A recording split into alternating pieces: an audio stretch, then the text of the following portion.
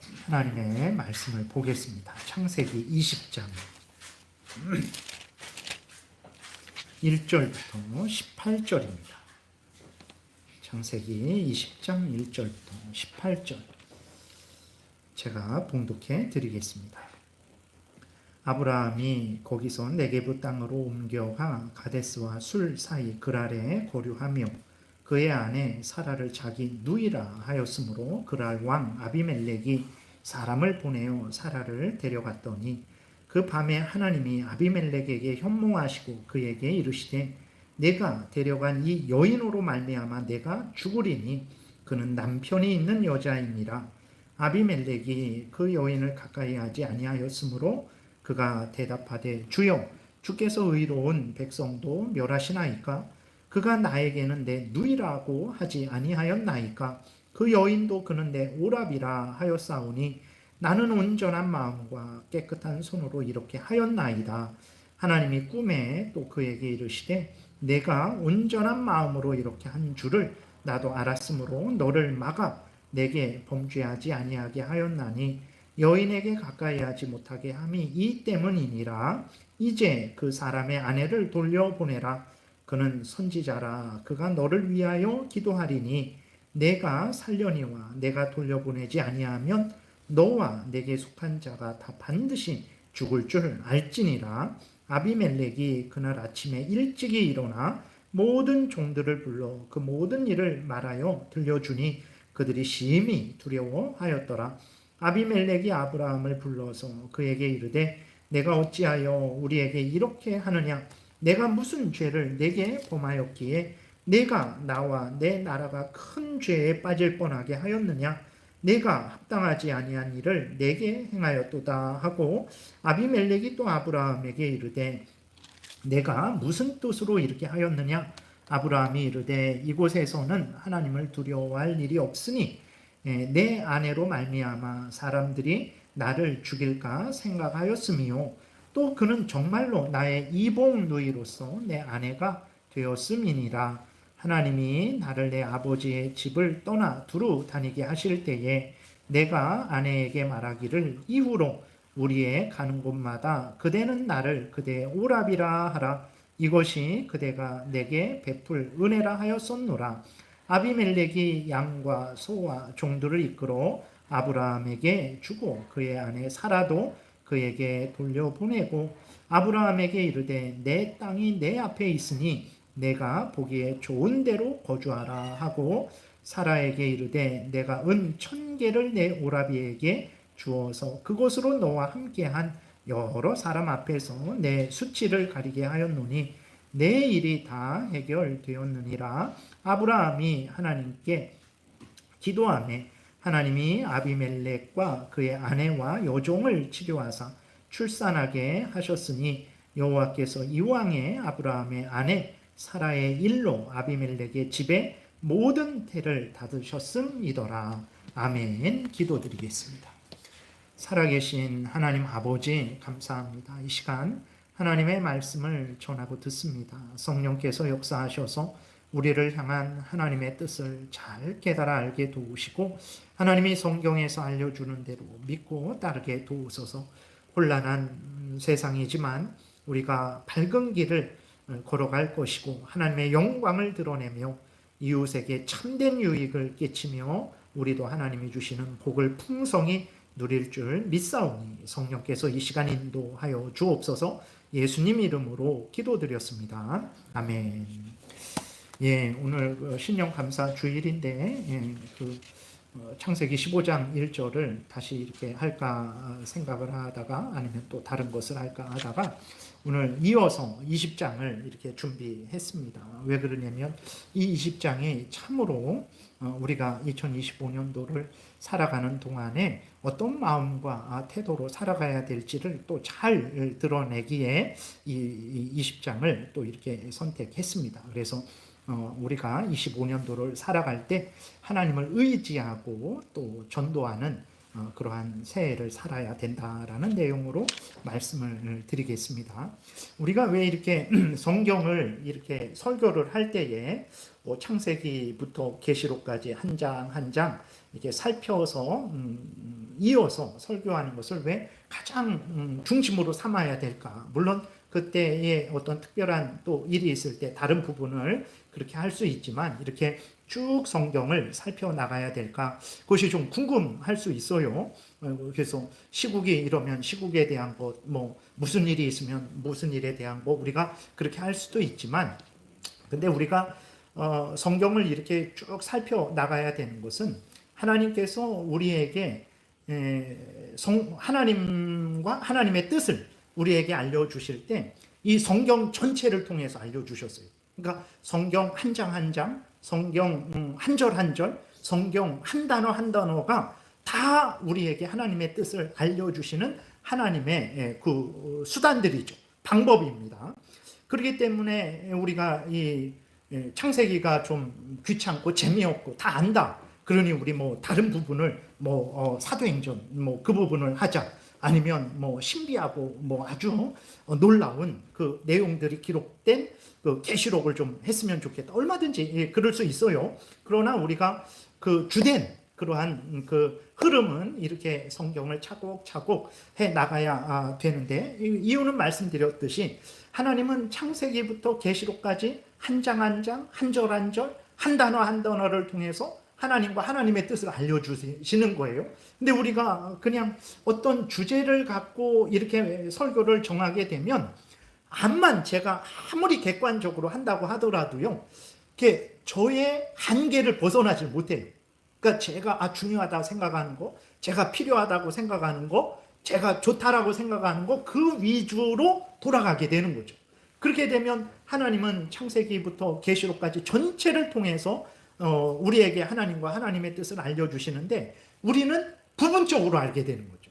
전체적으로 알지 못하고 자세하게 바르게 알지 못하고 조금 이렇게 편식을 하게 되는 것이거든요. 그래서 그러한 문제가 있는 거예요. 그래서 제가 주제 설교를 할 때에도 제 마음대로 그렇게 뽑은 것은 아닙니다. 이 성경을 잘 이렇게 요약을 하게 되면 하나님 성경에 대해서, 그 다음 하나님에 대해서, 죄인된 인간에 대해서, 그 죄인인 인간을 구원하시는 예수 그리스도에 대해서, 그래서 또 예수 그리스도를 믿어 구원 얻는 것에 대해서, 교회에 대해서, 종말에 대해서 이렇게 정할 수 있는 거거든요. 그래서 제가 설교를 할 때에도, 주제 설교를 할 때에도 그러한 순서를 따라서 그렇게 좀 주제를 뽑아서 여러분들에게 알려줬던 거죠. 그렇게 되니까 이게 한 1년, 2년 단위로 돌아가면서 여러분들이 성경에 대해서, 하나님에 대해서, 죄인된 인간에 대해서, 구원자 예수 그리스도에 대해서, 그 구원에 대해서, 교회에 대해서, 종말에 대해서 이렇게 자세하게 우리가 알게 되는 거죠. 그래서 창세기를 계속해서 나가는 이유가 바로 이러한 것 때문이고, 성경 전체를 통해서 하나님은 복음을 드러내십니다. 이게 신약, 마태, 마가, 누가, 요한 복음만 복음이냐? 그러지 않습니다. 복음이 뭡니까, 여러분? 한번 마음속으로 한번 생각해 보세요. 복음을 전하세요. 복음을 전하셔야죠. 복음 전하는 자가 되게 해주세요. 우리는 기도를 하고 서로 권면을 하잖아요. 복음이 뭐라고 생각하세요? 우리 성경 공부하신 분들은 다 아실 텐데, 복음이라는 것은 복된 소식이잖아요. 복된 소리, 복된 소식이거든요. 그럼 뭐가 복된 소식이냐? 그랬을 때에 우리는 죄인이라서 스스로 구원할 수가 없어요. 사탄의 종되었죠. 악한 사탄 마귀의 종로로 타고 하나님의 원수로서 살아가고 있죠. 우리는 영원한 지옥불에 던져질 수밖에 없는 비참한 비천한 존재들이죠. 근데 소식이 들려옵니다. 어떤 소식이 들려옵니까? 사탄의 종로로 타고 지옥 형벌 받아서 이 땅에서도 비참하고 이제 조금 있으면 영원한 지옥에 떨어져야 되는 우리들에게 소식이 들려오는 거예요. 무슨 소식이 들려옵니까? 하나님이 너희들을 불쌍히 여기신다. 하나님이 너희들을 구원하신다. 어떻게 구원하십니까? 우리는 스스로 선을 행할 마음도 없고 선을 행할 능력도 없고 하나님을 만족시킬 수도 없고 하나님의 의를 행할 수도 없는데 하나님 우리를 어떻게 구원하실 것입니까? 내가 예수 그리스도를 보내서 예수 그리스도로 하여금 너희들이 당해야 될 죄를 대신 담당하게 해서 예수님이 죽게 하시고, 그리고 너희들이 하나님의 율법을 완전히 행해야 되는데 예수 그리스도로 하여금 하나님의 율법을 완전히 행하게 해서 얻은 의를 너에게 주겠다. 예수 그리스도를 믿어라. 그러면 예수님이 너를 대신해서 죽은 것으로 여겨주겠고, 예수님이 그 완전히 순종해서 얻은 의를 너의 의로 여겨주겠다. 그래서 내가 너를 구원하겠다라는 소식이 들어오는 거죠. 그러니까 이제 죄로 오염되고 부패되어서 사탄의 종로를 타고 하나님의 원수로서 지옥 멸망을 받아야 되는 자들이, 스스로 구원을 얻을 수 없는 자들이 기쁨을, 복된 은혜를 누리게 되죠. 정말 죄인인데, 아무것도 없는데 아무 일도 하지 않아도 되는 거예요. 그죠? 예수 그리스도를 믿으면 하나님이 우리의 죄를 용서하시고 하나님의 자녀 삼아주시고 지옥에서 건져주시고 천국으로 인도해 주시는 거죠. 이게 복된 소식인 거예요. 그러니까 복음이라는 것은 하나님이 예수 그리스도 안에서 예수 그리스도를 믿는 죄인들을 용서하시고 하나님의 자녀 삼아주시고 천국에 들어가게 하신다라는 거거든요. 이 복음이 창세기부터 계시록까지 다 여기 나와 있는 거예요.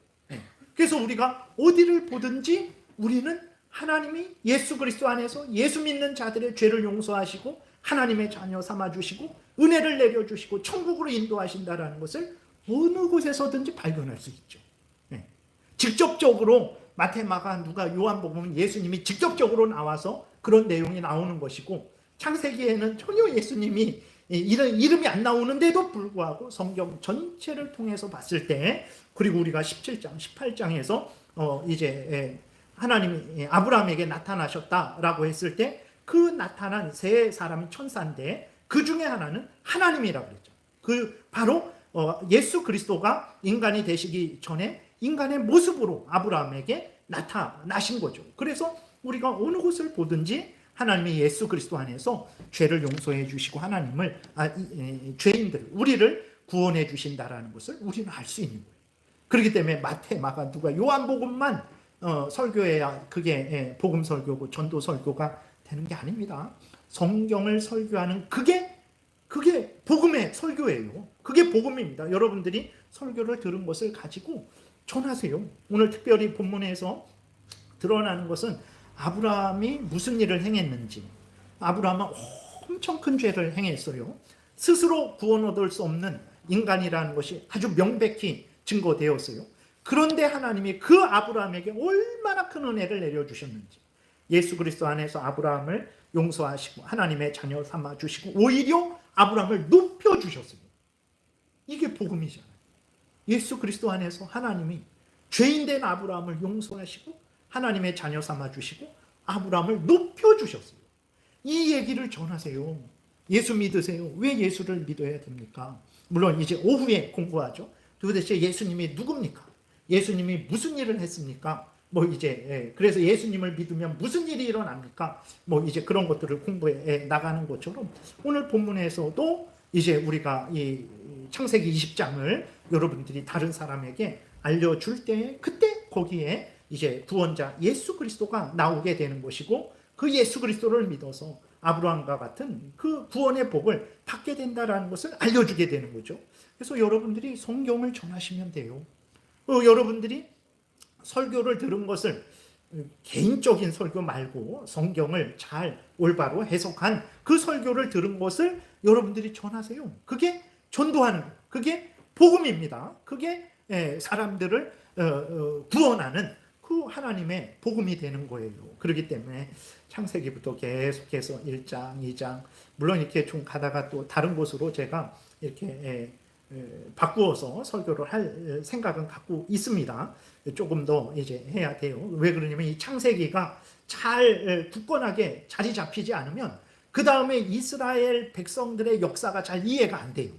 그리고 또 이제 그 이후에 모든 그러한 역사들이 잘 이해가 안 됩니다. 그래서 창세기에 그러한 아주 기반을 잘 놔야 되죠. 물론 출애굽기, 레위기, 민수기, 신명기도 핵심이지만 그래서 여러분들이 아무튼 그러한 의도로 제가 계속해서 이렇게 이어서 설교를 한다라는 것을 그렇게 생각하시면 되겠습니다. 전혀 다른 거 안 하니까 손해 본다 그런 거 전혀 없습니다.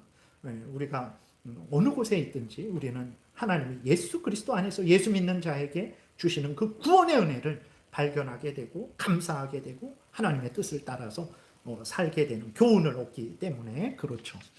오늘 그 1절에 보게 되니까 아브라함이 가드 땅으로 옮겨갑니다. 왜 아브라함이 가드 땅으로 옮겨갔냐? 정확히 나와 있지는 않아요. 근데 아브라함이 이제 목축을 하니까 짐승들에게 먹을 것을 주기 위해서 가드 땅으로 옮겨갔는지 그랬을 수도 있고, 아니면 이제 소돔과 고모라가 멸망을 당했죠. 그러니까 그곳에서부터 더 좀 떨어지기 위해서, 그 죄악이 관영한 그 곳으로부터 좀 더 멀리 떨어지기 위해서 아브라함이 그곳을 피해서 다른 곳으로 갔을 수도 있어요. 그리고 창세기 13장에 보게 되면 아브라함이 롯과 헤어질 때 하나님이 너가 이 눈으로 보는 모든 이 가나안 땅을 너에게 주겠다라고 하나님이 하셨죠. 그러니까 아브라함이 그 살던 곳을 옮겨서 가드 땅으로 내려간 것은 이제 어떤 불신과 하나님을 떠나려고 간 것은 아니고 바로 그러니까 하나님의 그러한 뜻 안에서 옮긴 거예요.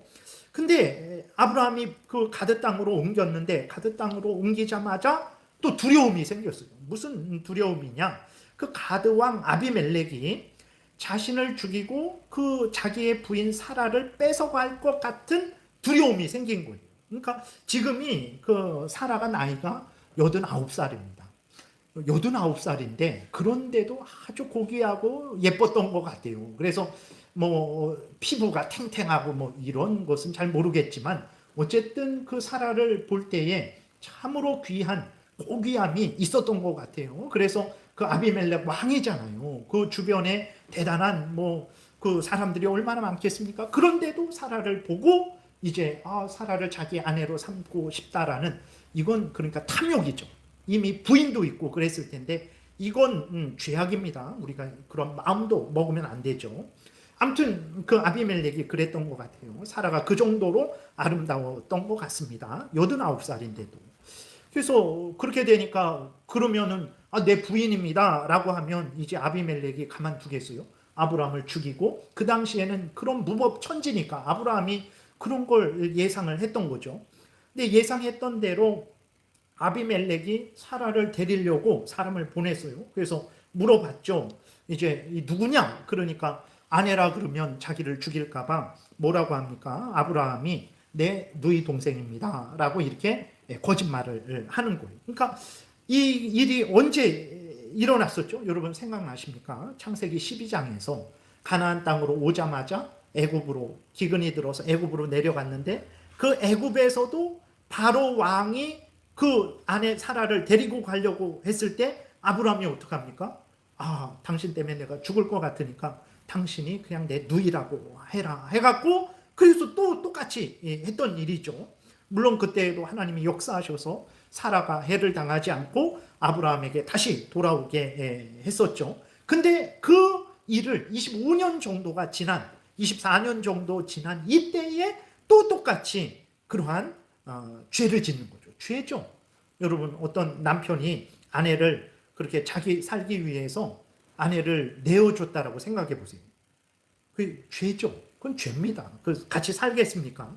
이 일을 아브라함이 한 거예요. 참으로 안타까운 일이죠. 지금의 아브라함은 어떤 상태입니까? 부르심을 받은 이후로 25년 동안 하나님의 크고 놀랍고 풍성한 은혜를 많이 받은 상태예요. 네. 그리고 우리가 17장, 18장에서도 살펴본 것처럼 그때 바로 지금 이 일이 일어나기 전 불과 얼마 안 됩니다. 뭐 며칠이 됐는지 한두 달이 됐는지는 알지 못하겠지만 얼마 안 되는 거예요. 17장, 18장 그때가 명년 내년 이맘때라고 그랬거든요. 내년에 그랬으니까 한 1년 정도 기간이 있었대요. 그러니까 17장, 18장 그 다음에 소돔 땅이 멸망되고 그 다음에 조금 있다가 아브라함이 가드로 내려온 거거든요. 그러니까 얼마 안 되는 거예요. 불과 몇 개월, 많이 지났어야 몇 개월이겠죠. 근데 그때 하나님이 직접 나타나셔서 나는 전능한 하나님이다 라고 이렇게 말씀해 주셨죠. 99살 때, 불과 몇 개월 전에. 그리고 하나님이 또 어떻게 하셨습니까? 아브라함의 이름을 아브람, 큰아버지, 근데 아브라함, 모든 민족의 아버지. 그러니까 아브라함에게서 자식이 태어나서 아주 큰 민족을 이룰 것이다라는 것. 아브라함을 통해서 믿음의 자손들이 많아질 거라는 것을 하나님이 알려주는 거죠. 그래서 아브람의 이름을 아브라함으로 바꿨죠. 사레, 나의 공주, 뭐 그 정도인데, 사라, 열국의 어미, 모든 민족의 어미, 이렇게 아브람과 사레의 이름을 아브라함, 사라의 이름으로 바꿔 준 거예요. 그리고 태어날 그 아기의 아들의 이름도 이삭으로 해라. 그러니까 얼마나 하나님이 지금 아브라함을 위로하고 확신을 주시는 것입니까? 엄청난 거죠. 그리고 그 전에도 하나님이 나타나셔서 내가 너의 방패다. 15장에서도 내가 너의 지극히 큰 상급이다. 그리고 하나님이 또 14장에서도 역사하셔갖고 그 아브라함이 그 이제 그돌라오멜 왕 연합군과 싸워서 이들을 완전히 멸하고 롯을 구출해 왔죠. 이건 완전히 하나님의 은혜였죠. 그러니까 아브라함이 지금 이때는 어떤 때냐면 이 수많은 은혜를 25년 동안 하나님의 부름을 받은 이후로 이 수많은 은혜를 누리고 있는데, 그러니까 창세기 12장에서 바로에게 그 아내를 내어줄 때 하고는 전혀 다른 때죠. 엄청나게 하나님의 은혜를 확인했고 확신했고 누렸고, 하나님을 전능하신 하나님이요 방패요 지극히 큰 상급이 되시는 하나님이라는 것을 분명히 알고 있는 때예요. 그런데도 아브라함이 어떻게 했습니까? 아내를 내어줬죠. 그러니까 이는 매우 심각한 죄죠. 그러니까 하나님이 어떤 분인지를 직접 나타나셔서 알려주셨고, 하나님의 그 큰 은혜를 아브라함에게 내려주셨죠. 그래서 아브라함이 하나님을 의지했으면, 하나님의 도움을 구했으면 아마 이렇게 되지는 않았을 것 같아요. 근데 아브라함이 자기 아내를 이제 누이 동생이라고 속였죠. 그러니까 하나님을 의심하고 불신한 거죠. 하나님을 의지하지 않는 거. 큰 죄죠. 하나님의 사람이 하나님을 의지하지 않는 거. 여러분, 우리 그리스도인들이 하나님을 의지하지 않는다. 우리 그리스도인들이 예수 그리스도를 의지하지 않는다. 죄입니다. 하나님을 의지하지 않으니까. 뭘 의지합니까? 돈을 의지하는 거예요. 예수 그리스도를 의지하지 않으니까 다른 헛된 것들을 의지하게 되는 거예요. 하나님을 의지하지 않는 거 죄예요. 하나님이 그렇게 말씀으로 알려주시고 그렇게 우리 일생을 통해서 하나님을 의지하면 은혜를 받는다라는 걸 알려주셨는데도 의지하지 않는다? 더 큰 죄죠. 아브라함이 이런 죄를 범한 거예요. 하나님에게. 그리고 아브라함은 아내 사라에게 정말로 큰 죄를 범한 거죠. 앞에서도 말씀드렸지만 여러분들 정말 그런 일이 있을 수도 없고 있어서도 안 되고 있지도 않지만 정말 이런 남편하고 살 수 있겠습니까? 여러분들 같으면 이런 남편하고 살 수 있겠어요? 살 수 없어요. 부부의 의리가 있는 거잖아요. 부부의 도리가 있는 거잖아요. 결혼할 때 당신을 나의 아내로 맞이해서 검은 머리 팥불이 되도록 정말 기쁠 때나 슬플 때나 항상 사랑하고 항상 같이 하며 함께 인생길을 걸어가겠습니다. 하나님의 영광을 위해서 살아가겠습니다. 아내는 또 남편에게 같은 맹세를 했잖아요. 근데 지금 내가 죽을 것 같으니까 안 되겠다. 당신 저 사람의 아내가 되라 라고 하는 것은 얼마나 참 그 아내에 대한 도리를 저버리는 것입니까? 그거는 생각을 해보세요. 지금 이렇게 우리가 했을 때 있을 수 없는 일이죠. 그리고 또 이제 아브라함은 거짓말을 한 거예요.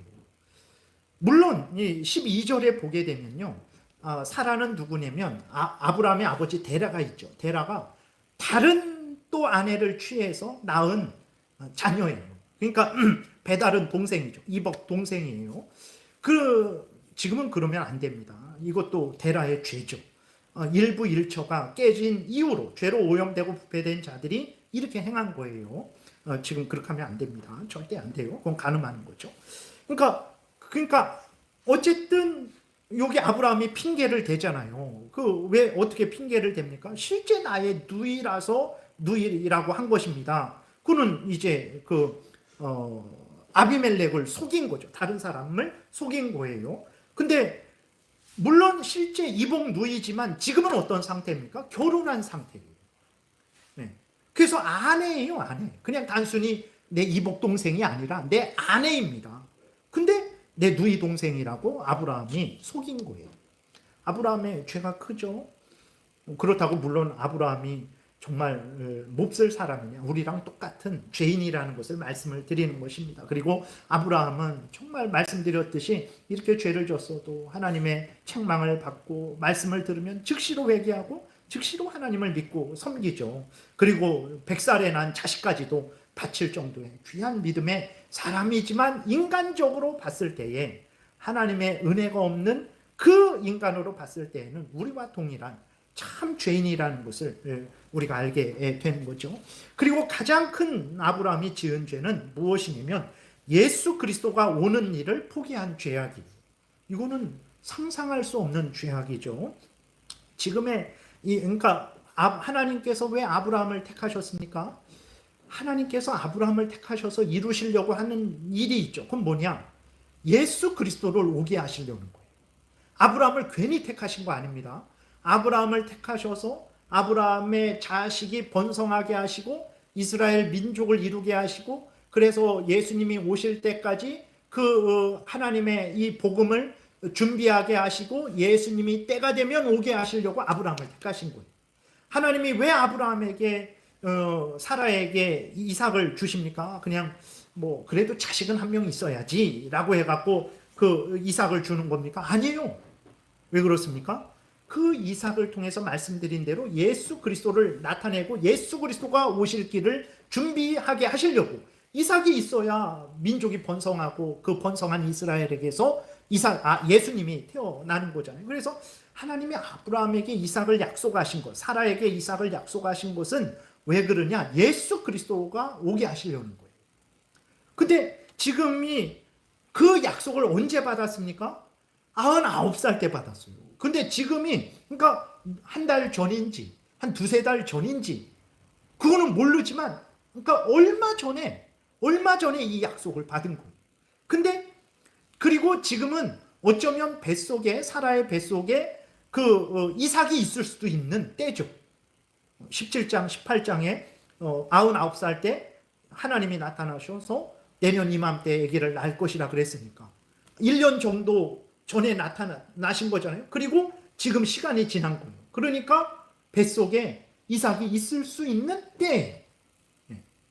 근데도 아브라함이 어떻게 했습니까? 그 이삭은 누굽니까? 예수 그리스도를 예표하는 존재예요. 그리고 번성에서 예수님이 오시도록 하는 그러한 이삭인 거예요.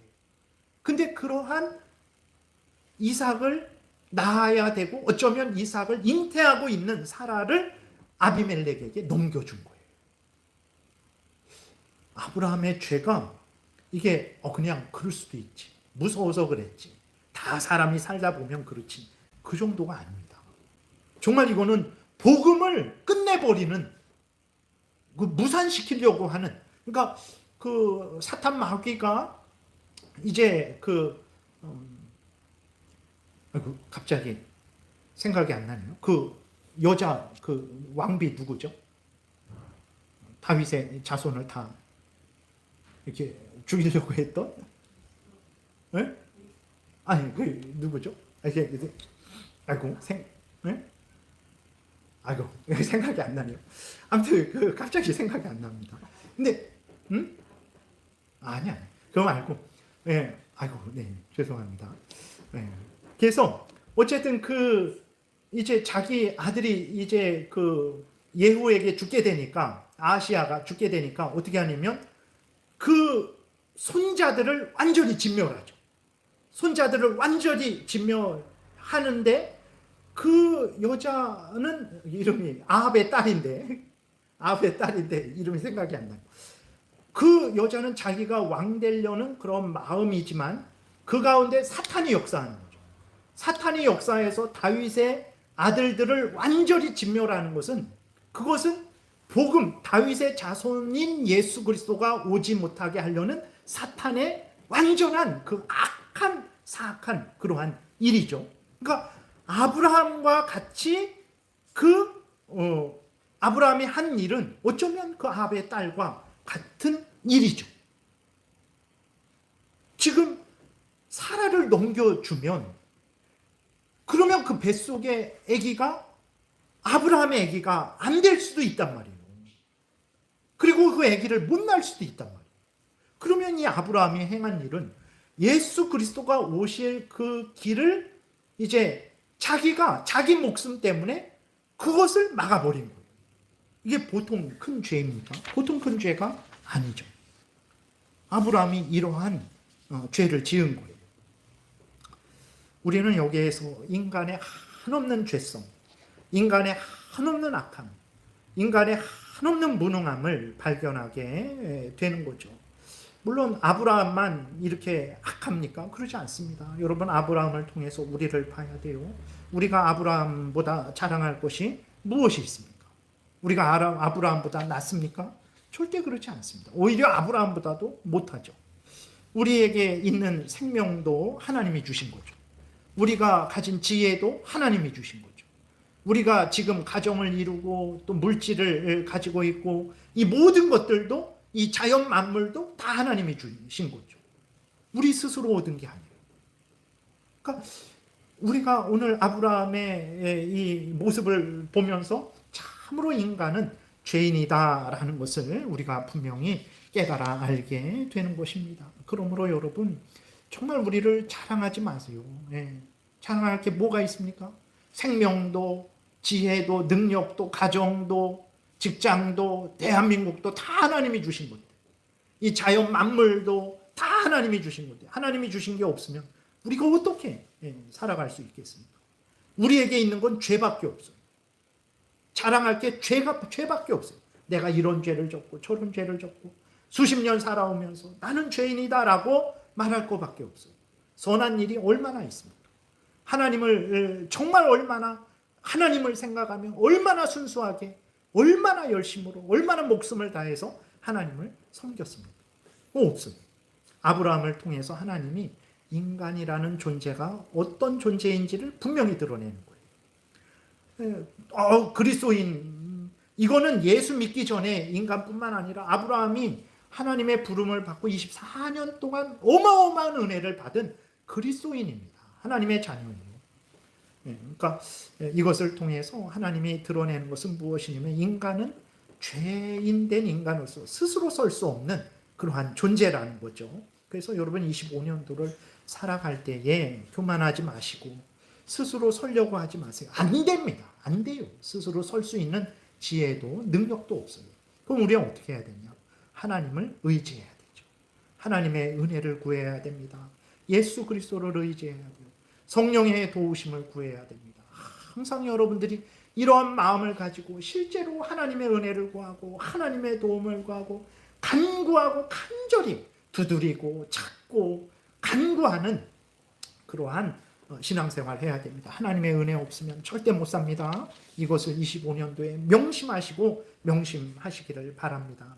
두 번째로는 정말 하나님의 우리를 살리는 이 죄인들을 지옥에서 건지시고 사탄의 종로로 타는 데서 건지시고 하나님의 자녀 되게 하시고 영원한 천국으로 영원한 영생으로 인도하시는 하나님의 무한한 은혜를 또한 우리는 발견하게 되죠. 그래서 우리가 하나님의 은혜를 추구해야 됩니다. 우리 자신을 죽이고 우리 자신이 스스로 살려고 하지 말고 하나님의 은혜를 추구하는 25년 사세요. 정말 여러분 삽니다. 하나님의 은혜는 사망의 음침한 골짜기 속에서도 우리를 살리는 은혜이기 때문에 하나님의 은혜를 구하세요. 오늘 본문에도 보게 되면요, 사라가 어떻게 돌아왔습니까? 3절부터 8절에 기록되어 있는데 하나님이 꿈에 나타나셨어요. 꿈에 나타나셔갖고 너가 사라를 데리고 왔으니까 너는 그 죄 때문에 너는 죽을 것이다. 하나님이 직접 말씀해 주셨어요. 네. 하나님이 직접 이렇게 아비멜렉에게 이렇게 너는 죽을 것이다. 몇 번을 말씀을 하십니다. 그래서 사라가 아비멜렉이 두려워갖고 아침 일찍 새벽녘에 일어나갖고 자기의 신하들에게 이것을 말하고 큰일 났다. 큰일 났다 하면서 두려워해서 사라를 돌려보낸 거예요. 그리고 이제 더 놀라운 것은 무엇이냐면 그러니까 사라가 안전하고 사라가 또 이렇게 안전하게 돌아오고 아브라함이 그 사라를 다시 얻을 수 있는 것은 전적인 하나님의 은혜죠. 그러니 하나님의 은혜를 의지해야 된다라는 거예요. 더 놀라운 것은 무엇이냐면 하나님이 이런 아브라함이에요. 여러분들 이러한 남편이고 이러한 아내고 이러한 사람이라면 어떻게 하겠습니까? 이제는 그냥 당신은 그냥 이렇게 헤어집시다. 아유, 도저히 뭐 이렇게 하지 않겠어요. 근데 하나님은 어떻게 하십니까? 야, 너는 내가 그렇게 25년 동안 은혜를 주고 너를 도와줬는데 네가 그런 식으로 하느냐? 이제 넌 그냥 네 갈 길 가라. 인간 같으면 그렇게 하겠는데 그러지 않으시고 하나님이 아브라함을 지극히 높이십니다. 정말 이해할 수 없는 일이에요. 7절, 오늘 본문 7절에 보게 되면요, 이렇게 기록이 되어 있어요. 하나님이 아비멜렉에게 말씀하실 때 아브라함에 대해서 이렇게 말씀하십니다. 오늘 본문 7절. 이제 그 사람의 아내를 돌려보내라. 그는 선지자라 그랬어요. 선지자. 그 사람은 나의 일꾼이야. 나의 사자야. 그러니까 뭐 예를 들어서 내가 보낸 그러한 외교관, 그렇죠? 대한민국을 대표하는 외교관이야. 나의 선지자야. 내 종이야. 너가 뭔데 그 사람의 아내를 너가 취하는 거야. 그러면서 또 뭐라고 말씀하십니까? 그가 너를 위해서 기도하리니 네가 살려니와 네가 돌려보내지 아니하면 너와 내게 속한 자가 다 반드시 죽을 줄 알지니라. 너 그 사람이 누군 줄 알아? 그 사람은 내 선지자야. 그 사람이 너를 위해서 기도하지 않으면 너는 죽어. 그리고 아비멜렉 그때 이제 좀 아기를 그 아비멜렉 주변에 아비멜렉의 뭐 왕비든지 아니면 다른 사람들이 아기를 아마 낳으려는 때였던 것 같아요. 근데 하나님이 아기를 못 낳게 하고 있는 거예요, 지금. 그래서 오늘 본문 20장 그 끝절에 보게 되면 여호와께서 이왕에 아브라함의 아내 사라의 일로 아비멜렉의 집에 모든 태를 닫으셨다 그랬어요. 그 임신도 못하고 아기도 못 낳는 거죠. 하나님이 그렇게 하신 거예요. 너 이 아브라함이 누군 줄 알아? 내 선지자야. 그가 너를 위해서 기도하지 않으면 너는 죽어. 그리고 너의 집안은 복을 못 받아. 너 빨리 아브라함의 아내 사라를 돌려보내 라고 말씀하시는 거죠. 그리고 하나님이 어떻게 하십니까? 오늘 보면 17절에 보게 되니까 아브라함이 기도하니까 아비멜렉의 집안에 태를 열어주세요. 임신하게 하시고 출산하게 하시고. 아니 어떻게? 아니 앞에서도 한참 말씀드렸습니다. 아브라함이 얼마나 참 악하고 참 이렇게 죄를 졌는지, 얼마나 큰 죄를 졌는지. 근데 하나님이 그 사라를 보호하시고 안전하게 돌아오게 하시고 아브라함이 사라를 다시 얻게 하시고 오히려 그 아브라함을 하나님이 더 높여주셔서 아비멜렉 위에 높여주셔서 아비멜렉을 위해서 기도하게 하시고 아브라함이 기도하니까 아비멜렉에게 하나님이 그 재앙을 내리셨던 것을 거두시고. 어떻게 이러한 은혜가 있을까? 하나님은요, 이런 하나님. 여러분, 우리들이 이렇게 정상적인 죄로 오염되고 부패되었던 인간들이죠. 하나님의 원수였죠. 사탄의 종로로 타고 있었죠. 지옥 형벌 받았죠. 근데 이젠 정상적인 인간들이 됐잖아요. 하나님의 자녀죠.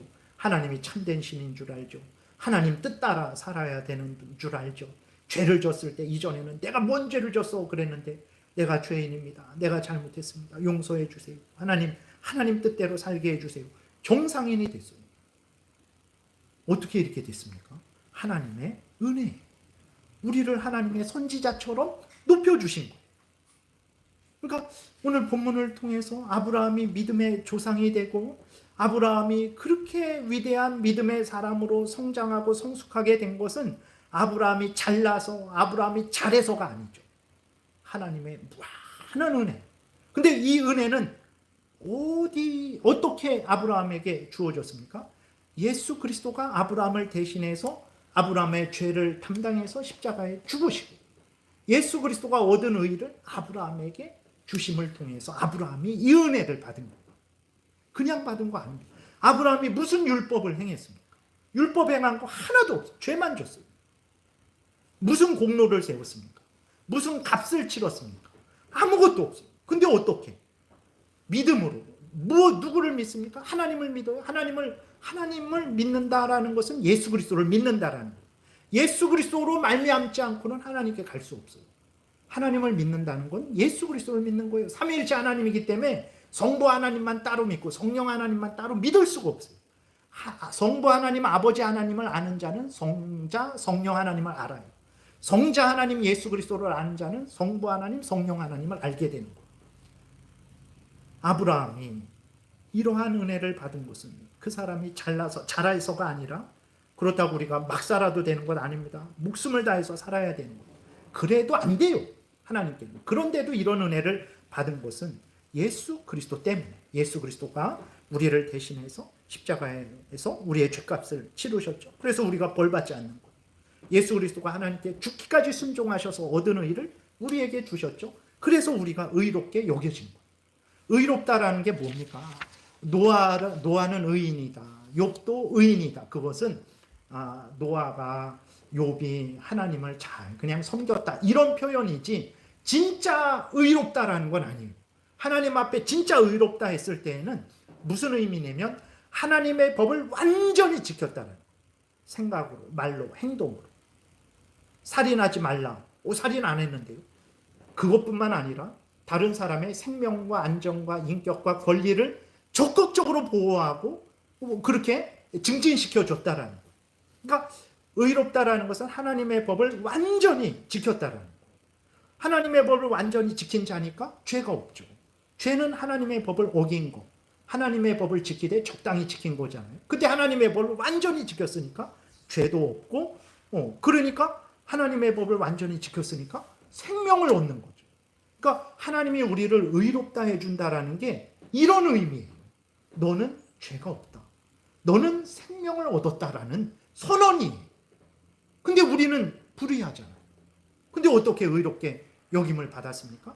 예수님 때문에. 말씀드린 대로 예수님이 우리의 죄를 대신 담당하고 예수님의 의를 우리에게 줘서 우리가 하나님이 예수 그리스도를 믿는 우리를 의롭다 여겨주신 거예요. 그래서 우리가 천국 가는 겁니다. 무슨 공로를 세웠습니까? 무슨 값을 치렀습니까? 믿음으로. 믿음이 대단합니까? 자식이 아이고 엄마 아빠는 정말 나의 엄마 아빠예요.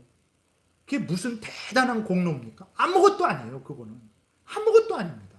그러니까 믿음으로라는 것은 공로 없이 하나님의 전적인 은혜로라는 의미예요. 행위로 말미암지 않고 믿음으로 말미암았다.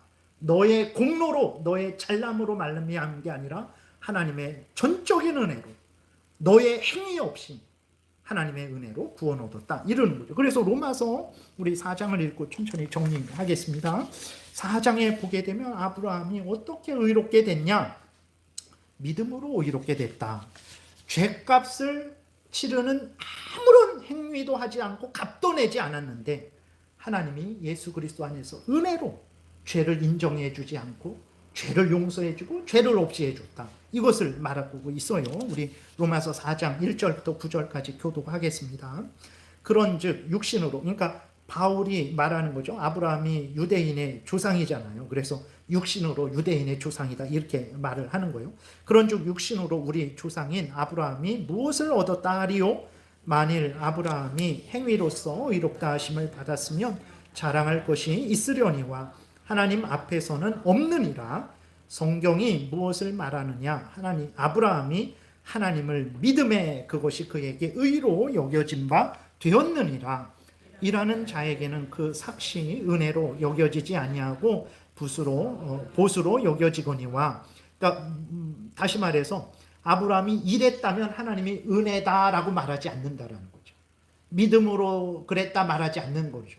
아브라함의 공로로 했다라고 말하는데 아브라함이 이래서 삭스로 받은 게 아니고 은혜로 받은 거기 때문에 믿음으로 은혜로 받았다고 하나님이 말씀하신다라는 거예요. 그래서 5절에 이를 아니할지라도 경건하지 아니한 자를 의롭다 하시는 이를 믿는 자에게는 그의 믿음을 의로 여기시나니 이란 것이 없이 하나님께 의로 여기심을 받는 사람의 복에 대하여 다윗이 말한 바 불법이 사함을 받고 죄가 가려짐을 받는 사람들은 복이 있고 주께서 그 죄를 인정하지 아니하실 사람은 복이 있도다 함과 같으니라. 아브라함이 이 복을 우리도 이 복을 받은 거예요. 9절 그런즉 이 복이 할례 자에게냐 혹은 무할례 자에게도냐. 그러니까 행위를 할례를 받은 사람에게 이런 게 주어지는 줄 아느냐? 그렇지 않다. 무릇 우리가 말하기를 아브라함에게는 그 믿음의 의로 여겨졌다 하노라. 믿는 누구에게나 이런 은혜가 주어진다는 거예요. 할례 받은 유대인들에게만 주어지는 게 아니고 누구든지 예수 그리스도를 믿으면 이 은혜가 주어진다라는 거죠. 아브라함이 받은 은혜가 얼마나 큽니까? 그러니까 아브라함을 통해서 하나님이 드러내시는 것은 아브라함은 정말 인간은 어찌할 수 없는 죄인이다. 그러나 예수 그리스도를 믿으면 하나님이 예수 그리스도 안에서 그 어쩔 수 없는 죄인, 사탄의 종로로 타는 죄인, 하나님의 원수된 자인, 지옥 가는 죄인을 용서하시고 하나님의 자녀 삼아 주시고 천국으로 인도하신다 라는 것을 드러내는 거죠. 그러니까 아브라함을 보실 때 이것을 보셔야 돼요. 그러지 않고 아브라함이 대단하네, 이것만 보면 성경을 잘못 본 거예요. 성경은 다 도구들입니다. 수단들이죠. 자연도 우리도 마찬가지예요. 하나님이 우리를 통해서 드러내는 것이 뭘까요? 한효식 목사를 드러낼까요? 여러분들을 드러내려는 것일까요? 아닙니다. 한효식 목사를 통해서 인간은 죄인이라는 것을 드러내시죠. 그리고 한효식 목사를 통해서 그러나 예수 그리스도를 믿으면 죄 용서받고 하나님의 자녀 되고 천국 가는 그 하나님의 은혜가 있다. 그 예수 그리스도의 공로, 그 거듭나게 하는 성령의 거듭나게 하심을 드러내는 거예요. 아브라함도 그렇고 아브라함을 통해서도 그렇고 우리를 통해서도 이 은혜를 드러내는 거예요. 그러면 우리는 2025년도 새해를 살아가야 될 때 어떻게 살아가야 됩니까? 앞에서 말씀드린 대로 하나님, 우리 스스로 설 수도 없고 우리 스스로 살아갈 수도 없어요. 그렇다고 가만히 있으면 안 됩니다. 열심히 하나님의 영광을 위해서 살아가기 위해 애써야 돼요. 근데 우리 힘으로 안 되죠. 우리는 노력하고 애써야 됩니다. 근데 우리 힘으로 안 되죠. 그래서 우리는 늘 하나님을 의지해야 돼요. 하나님을 가까이 하셔야 됩니다. 하나님을 전적으로 의지하시고 그 은혜를 늘 구하는 삶을 살아야 돼요. 그러면 2025년도 하나님의 은혜 가운데 정말 영육 간에 하나님의 도움 가운데 살아가게 될 거예요. 그리고 하나님을 드러내야죠. 아직까지 계속 말씀드렸잖아요. 아브라함을 통해서 하나님이 하나님을 드러내죠.